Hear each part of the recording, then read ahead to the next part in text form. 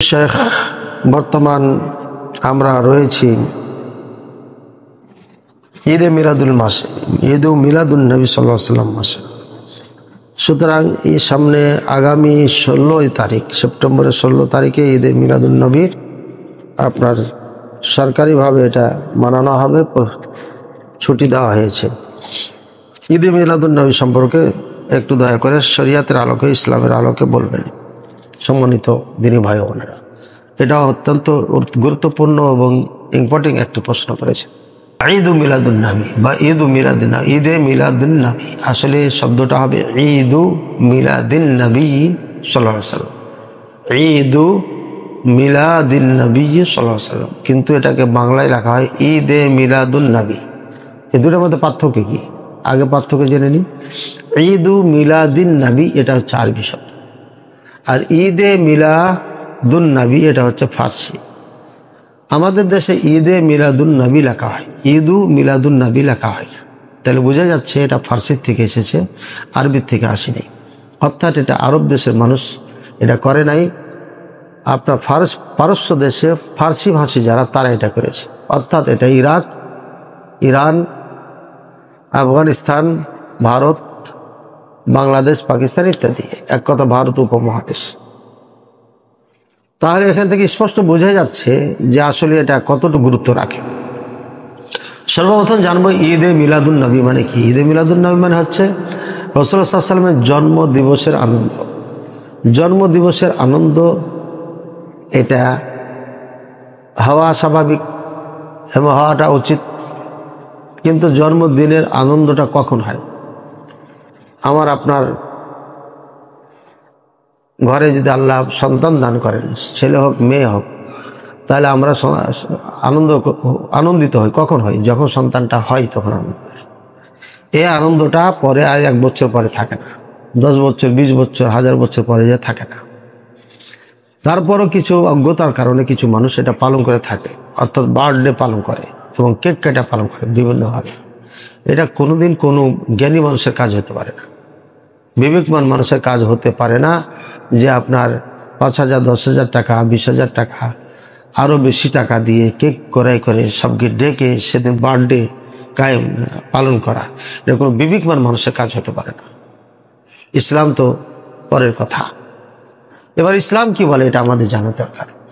দেখেন, মুহাম্মদ রাসূলুল্লাহ সাল্লাল্লাহু আলাইহি সাল্লাম আপনার জন্মগ্রহণ করেছিলেন, ওনাকে নিয়ে কেউ এই দিবস পালন করে নাই। এখন বলা হয় যে আবুল আহাব বা আবু জাহাল, যেই হোক না, আবুল আহাব সম্ভবত, যে সে এক দাসীকে স্বাধীন করে দিয়েছিল রাসূলুল্লাহ সাল্লাল্লাহু আলাইহি সাল্লামের জন্ম দিবসের কারণে আনন্দিত হয়ে। এটা একটা মিথ্যাচার এবং মিথ্যা কথা। এমন ইতিহাস কখনোই আরবে কখনো ঘটেনি যে সন্তান হওয়ার কারণে, একজনের সন্তান হওয়ার কারণে আরেকজন উৎসর্গ করেছে। এটা একটা মিথ্যাচার করা হয়েছে এবং তার ইতিহাস আছে, কোনো এক আলোচনায় আমি বলেছি, আশা করছি। যা হোক, রাসূলুল্লাহ সাল্লাল্লাহু আলাইহি সাল্লামের জীবদ্দশায় নিজেই বা তার যা আত্মীয় স্বজন ছিলেন তারা কেউ এটা পালন করেনি, ঈদে মিলাদুন নবী পালন করেনি। এরপর আসলে সাহাবায়ে কেরাম তারাও কখনো এটা পালন করেনি। তারপর আছে তাবিঈনে কেরাম, 200 শতাব্দী, তারাও পালন করে না। 3য় শতাব্দী তারাও এটা পালন করেনি। 4র্থ শতাব্দী তারাও পালন করে নাই। 7ম শতাব্দীতে এসে এই ঈদে মিলাদুন নবী চালু করে মুজাফফর কাউকাবরি নামে এক বাদশাহ, এবং সে বয়স কম ছিল। জনগণকে ছলে বলে কলে কৌশলে ধর্মের নাম দিয়ে মুহাম্মদ সাল্লাল্লাহু আলাইহি সাল্লামের মহব্বত ভালোবাসা দেখিয়ে ঈদে মিলাদুন নবী কায়েম করে, এবং কিছু মৌলবীকে ভাড়া করে নিয়ে এসে সেই কাজ করেছিল, যারা অজ্ঞর জালে ফেসেছিল, অর্থাৎ ভালো আলেম না, যাদেরকে বলা হয় দরবারি আলেম, দরবারের পাশাপাশি ঘুরতো, তাদেরকে দিয়ে কাজ করেছে। এবং বিরাট বড় খাবার আয়োজন করেছিল তারা। লাখ লাখ মুরগি জবাই করা হয়েছিল, হাজার হাজার উট জবাই করা হয়েছিল, খাসি জবাই, দুম্বা জবাই করা হয়েছিল, দিয়ে এটা উদযাপন করা হয়। সেদিন থেকে 700 শতাব্দীর থেকে ঈদে মিলাদুন নবী দিবস পালন আপনার পায়। এবং এরা কারা করেছিল? এটা শিয়ারা করেছিল। মানুষকে বোকা বানানোর জন্য মুসলমানদেরকে এটা শিয়ারা করেছিল। সেই শিয়াদের থেকে ধার করে নিয়ে আমরা আজকে মহব্বত ভালোবাসা দেখাচ্ছি। এটা ইসলাম কখনো কাম্য না, ইসলামের কখনো এটা কাম্য না, কখনো এটা করে নাই। দ্বিতীয় নম্বর হচ্ছে ইসলামের জন্মদিবস পালন করার কোনো বৈধতা নাই। কোনো দিন কোনো সাহাবায়ে কেরাম সহ কেউ কখনো এটা করে নাই, সুতরাং এটা বৈধতাই নাই। তৃতীয় নম্বর হচ্ছে রাসূলুল্লাহ সাল্লাল্লাহু আলাইহি ওয়াসাল্লাম জন্ম তারিখ নিয়ে মতনা করেছে। জন্ম তারিখটা সঠিকভাবে আপনার কেউ নির্দিষ্ট করে বলে নাই। তবে 12 রবিউল আউয়াল এটাকে কিছু কিছু ওলামায়ে কেরাম অগ্রাধিকার দিয়েছেন যে এটাই সঠিক। যদি মেনে নিলাম এটা সঠিক, কিন্তু ইসলামের আলোকে এই দিবস পালন করা, সরকারিভাবে ছুটি দেওয়া একদম জঘন্যতম পাপের কাজ। কেন পাপের কাজ? এখানে ইয়া নবী সালামু আলাইকা বলে টান দেওয়া হয়। রাসূলুল্লাহ সাল্লাল্লাহু আলাইহি ওয়াসাল্লাম তো বসে শুয়ে আছেন মদিনায়, জীবিত আছেন, কবরে হায়াতে বারজাখিয়ার জীবনে আছেন।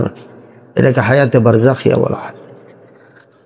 হায়াতে বারজাখিয়া অর্থাৎ আখিরাতের জীবন, এটা মরণের পরের জীবন। মরণের পরের জীবন দুনিয়ার সাথে কোনো সম্পর্ক রাখে না।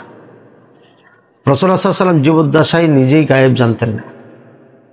খায়বারে সেদিন বিষ মিশ্রিত গোস্ত 3 জন সাহাবী খেয়ে মারা গেলেন, আর নিজে যখন খেতে চাচ্ছিলেন গোস্ত বলছে আনা লাহমুন মাসমুম, আমি বিষ মিশ্রিত গোস্ত, আমাকে খেয়েন না।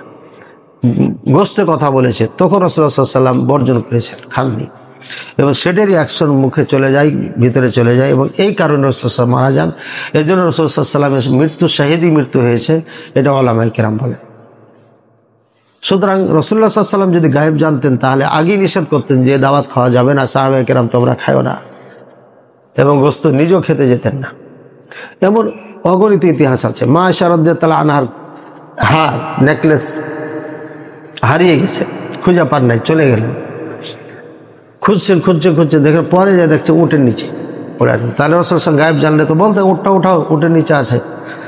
মা আয়েশা রাদিয়াল্লাহু আনহাকে রেখে চলে আসছেন।